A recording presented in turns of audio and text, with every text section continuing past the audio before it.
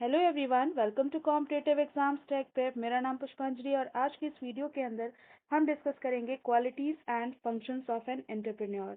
इसकी हम बात करने वाले हैं आईएमईडी सब्जेक्ट के अंदर। इससे प्रीवियस हमने फर्स्ट वीडियो ऑलरेडी डिस्कस कर लिया है। अगर आपने उसको नहीं देखा है तो प्लेलिस्ट आपकी पूरी बन गई है। इसकी प्लेलिस्ट को आप डायरेक्टली एक्सेस कर सकते हैं, लिंक डिस्क्रिप्शन बॉक्स में दिया हुआ है। वहाँ से आप प्लेलिस्ट को सीक्वेंसली आप सारी वीडियोज़ को एक्सेस कर सकते हैं। फ्रेंड्स, अभी तक आप मेरे चैनल पर जुड़े नहीं हैं तो जुड़ जाइए, कर लीजिए चैनल को सब्सक्राइब और बेल बटन को प्रेस कर दीजिए, जिससे आने वाली वीडियोस की नोटिफिकेशन आपको मिलती रहे और ऐसी यूजफुल वीडियोस आप देख पाएँ। आप मुझे टेलीग्राम पे फॉलो कर सकते हैं, जिसका लिंक डिस्क्रिप्शन बॉक्स में है। वहाँ से चेक करके ज्वाइन कर सकते हैं। वहाँ पे मैं वीडियोस के नोट्स प्रोवाइड करती हूँ, तो ज़रूर ज्वाइन करें। चलिए स्टार्ट करते हैं हम अपने टॉपिक को बिना देरी के। आइए बात करते हैं। तो qualities and functions of an entrepreneur आज का हमारा टॉपिक है। तो हम सबसे पहले जानेंगे कि एंटरप्रेन्योर क्या होता है। एंटरप्रेन्योर हमने प्रीवियस वीडियो में डिस्कस किया हुआ था। एंटरप्रेन्योर एक पर्सन होता है जो कि हमारे कोई भी एंटरप्राइज है, बिजनेस एंटरप्राइज है, उसको चलाता है। ठीक है, तो पर्सन को हम एंटरप्रेन्योर कहते हैं। अब हमारे जो एंटरप्रेन्योर होते हैं उनकी कुछ क्वालिटीज़ होती हैं, यानी उनमें कुछ ना कुछ प्रॉपर्टीज़ होंगी और कुछ उनके फंक्शंस होंगे, कुछ उनके काम होंगे। उसको हम आज इस वीडियो के अंदर कवर करने वाले हैं। तो सबसे पहले बात कर लेते हैं हम क्वालिटीज़ की कि एंटरप्रेन्योर अगर कोई है तो उसमें क्या क्या क्वालिटीज़ होनी चाहिए। जैसे आप अगर एक स्टूडेंट हैं तो आपके अंदर क्या क्या क्वालिटीज़ होनी चाहिए। ठीक है, उसी तरह से एंटरप्रेन्योर होता है। एंटरप्रेन्योर के अंदर क्या क्या क्वालिटीज़ हैं, इसकी हम बात करते हैं। तो एंटरप्रेन्योर बनने के लिए आप में जो क्वालिटीज होनी चाहिए वो आपकी यहाँ पे दी गई हैं। चलिए देखते हैं कौन कौन सी क्वालिटीज हैं। तो सबसे पहला क्वालिटी है कि हमारे एंटरप्रेन्योर के अंदर कौन सी क्वालिटी होनी चाहिए। फर्स्ट क्वालिटी है हमारी ओपन माइंडेड, यानी जो एंटरप्रेन्योर होगा वो हमारा ओपन माइंडेड होना चाहिए। यानी उसको आपका बिल्कुल ओपन माइंडेड होना चाहिए, नैरो माइंडेड नहीं होना चाहिए।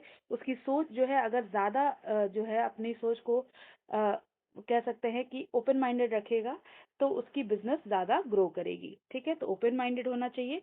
दूसरी चीज़ है आपकी, सेकंड पॉइंट है प्रॉब्लम आइडेंटिफायर एंड सॉल्वर। यानी वो किसी भी प्रॉब्लम, अगर बिजनेस में कोई भी प्रॉब्लम आती है तो उसको मतलब बहुत जल्दी आइडेंटिफाई कर ले और उसका सोल्यूशन, बेस्ट सोल्यूशन आपको प्रोवाइड करे। तो एंटरप्रेन्योर की ये रिस्पॉन्सिबिलिटी होती है, उसके अंदर ये क्वालिटी होनी चाहिए कि वो आपकी कोई भी प्रॉब्लम को आइडेंटिफाई करके उसको, उसका एक सोल्यूशन आपको प्रोवाइड करे। ठीक है, तीसरी चीज, आपका एंटरप्रेन्योर पैशनेट होना चाहिए।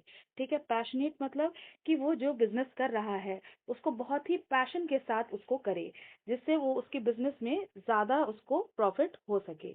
ठीक है, तीसरी बात, जो फोर्थ पॉइंट है वो है कॉन्फिडेंट। कॉन्फिडेंट एंड डिसिप्लिन्ड होना चाहिए। यानी जो हमारा एंटरप्रेन्योर होगा वो कॉन्फिडेंट होना चाहिए, जो भी बिजनेस के डिसीजंस ले रहा है वो कॉन्फिडेंटली ले। और वो डिसिप्लिन भी होना चाहिए कि बिजनेस में ऐसा नहीं है कि वो लापरवाही करेगा। उसको जो आपका बिजनेस कर रहा है उसको डिसिप्लिन वे में उसको करना चाहिए। ठीक है, सेकंड, नेक्स्ट पॉइंट है आपका रिस्क टेकर। वो रिस्क टेकर होना चाहिए, यानी जो एंटरप्रेन्योर होगा वो आपका रिस्क टेकर होना चाहिए।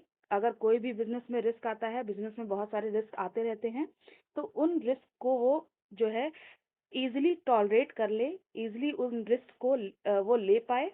और रिस्क लेने से ही आपका बिजनेस में बहुत सारे रिस्क होते हैं जिसमें कभी कभी प्रॉफिट भी होता है, कभी कभी लॉस भी होता है। तो हमेशा एंटरप्रेन्योर को रिस्क टेकर होना चाहिए। नेक्स्ट पॉइंट है कांस्टेंट फ्लो ऑफ आइडिया। यानी जो आपका एंटरप्रेन्योर होगा उसमें आइडियाज जो है उसको सोचते रहना चाहिए कि कौन कौन से बिजनेस आइडियाज हम ले सकते हैं जिससे ज़्यादा से ज़्यादा हमारे बिजनेस में प्रॉफिट हो। ये उसको आइडिया जो है हमेशा कॉन्स्टेंटली उसके माइंड में फ्लो होना चाहिए। नेक्स्ट, वो क्रिएटिव होना चाहिए। अपने बिजनेस में क्या क्या हम नई नई चीज़ें हम इंक्लूड कर सकते हैं, ये सोचने का उसको तरीका आना चाहिए।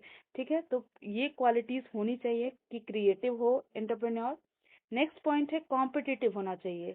अब बिजनेस में बहुत सारे उतार चढ़ाव आते रहते हैं, तो उनमें कंपटीशन में वो बीट कर पाए, इस तरह का आपका उसके अंदर क्वालिटी होना चाहिए। ठीक है, नेक्स्ट है अपॉर्चुनिस्ट होना चाहिए।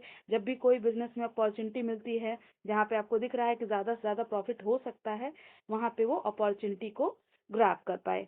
ठीक है, ऐसा होना चाहिए। नेक्स्ट है डिटर्मिनेशन होना चाहिए उसके अंदर कि जो बिजनेस हम कर रहे हैं उसको ग्रो करना है, उस बिजनेस को बीच में कभी भी छोड़ना नहीं है। तो डिटर्मिनेशन उसके अंदर होना चाहिए कि वो स्ट्रांग विल्ड हो कि जो बिजनेस है हमारा वो ग्रो करेगा ही। इसके अंदर आपका डिटर्मिनेशन होना चाहिए बिजनेस के प्रति। ठीक है, तो ये सारी क्वालिटीज होनी चाहिए एक एंटरप्रेन्योर के अंदर, तब वो एक अच्छा एंटरप्रेन्योर होगा। ठीक है, अब आगे बढ़ते हैं। ये तो हो गई हमारी क्वालिटीज की बात। अब हम बात करते हैं कि उसके अंदर कौन कौन से फंक्शंस होने चाहिए। तो फंक्शंस, आपके जो आपका एंटरप्रेन्योर है उसका काम क्या है, फंक्शन क्या करता है वो। तो सबसे पहला तो वो रिस्क टेकर होता है। ठीक है, क्या होता है, रिस्क टेकर होता है। ठीक है, रिस्क टेकर का क्या मतलब है कि वो कोई भी रिस्क बिजनेस में ले सकता है।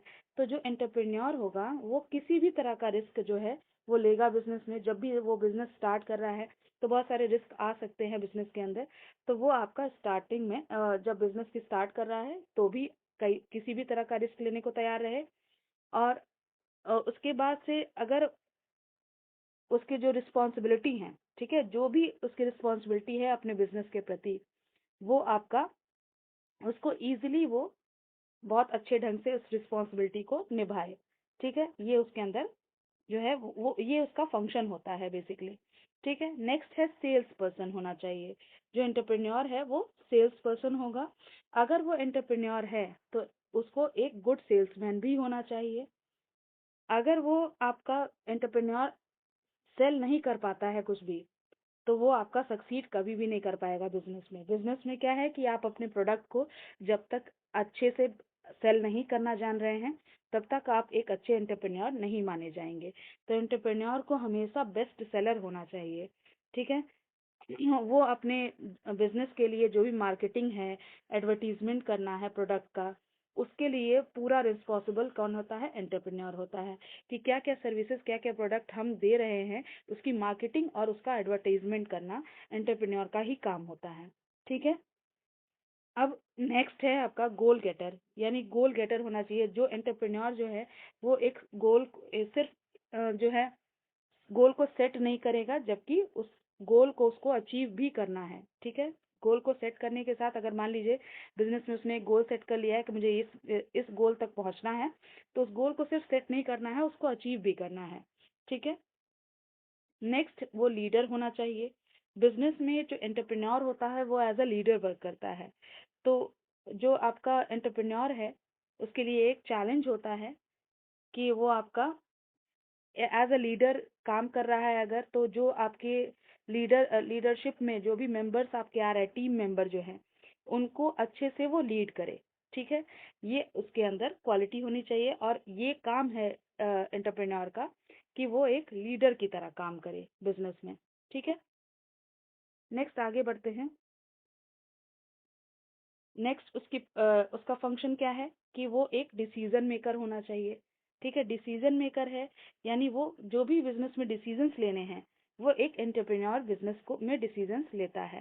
तो एंटरप्रेन्योर क्या करता है, जो बिजनेस के ऑब्जेक्टिव्स हैं उनको डिटरमाइन करता है और बिजनेस का मोटिव क्या है चलाने का, बिजनेस हम कर क्यों रहे हैं, ये चीज जानने के बाद वो डिसीजन उस हिसाब से जिस भी सर्कमस्टेंसेस में उसको, जिस भी सिचुएशन में उसको डिसीजन लेना है, वो अपने गोल को देखते हुए उस डिसीजन को वो लेगा।